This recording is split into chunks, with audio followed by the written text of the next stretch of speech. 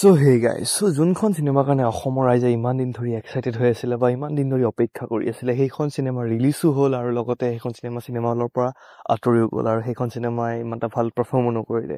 হয়, মই ৰুদ্ৰৰ কথাই পাতি আছোঁ।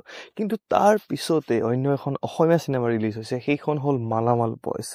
ৰুদ্ৰ চাই পেলাই যদি ডিছএপইণ্ট হৈছিলে, তেন্তে আপুনি ইয়াত বৰ্তমান চাব পাৰিব মালামাল বইজ। আৰু কেনেকুৱা লাগিল মালামাল বইজ, আজি তাৰ ওপৰতে কথা পাতিম। গতিকে আহক ভিডিঅ'টো আৰম্ভ কৰোঁ। মালামাল বইজ এইখনৰ নামটোতো আগৰ পৰা শুনিয়ে আছিলোঁ বহুত দিন আগৰ পৰা, কিন্তু এইখনক লৈ পেলাই মই এক্সাইটেড ইমান নাছিলোঁ যিমান মই ৰুদ্ৰৰ কাৰণে আছিলোঁ। কাৰণ ৰবি শৰ্মা ডাঙৰীয়া এখন চিনেমা আহি আছিলে আৰু তেওঁৰ আগৰ চিনেমাখনে বহুত বেছি লাইক তুফান উঠাই দিছিলে। তাৰপিছত বৰ্তমান তেওঁৰ ৰুদ্ৰখন আহি আছিলে, সেইখন মই চাব গ'লোঁ আৰু সেইখন মই চাই পেলাই ডিছএপইণ্ট হৈ গ'লোঁ।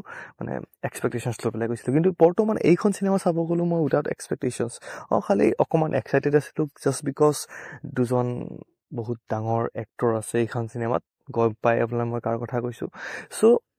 বৰ্তমান মুভিখন চালোঁ আৰু কেনেকুৱা লাগিল মুভিখন।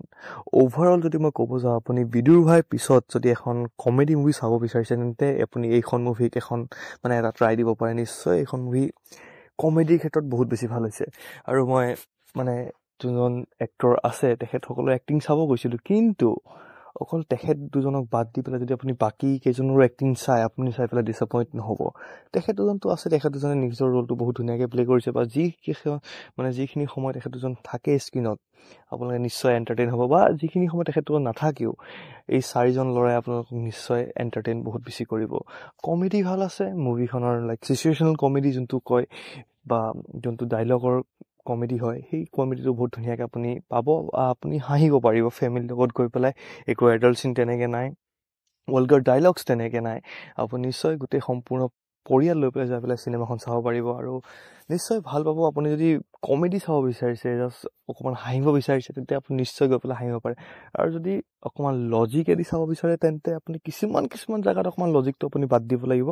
কিন্তু অ'ভাৰঅল যদি ক'ব যায়, এখন প্ৰেক্টিকেল চিনেমা বুলি ক'ব পাৰি, যোনটো আপুনি ফিলো কৰিব চিনেমাখনত চালে। নিশ্চয় মই কিহৰ কাৰণে এইষাৰ কথা কৈছোঁ, আপুনি নিশ্চয় চিনেমাখন চালে নিজেই বুজি পাই যাব।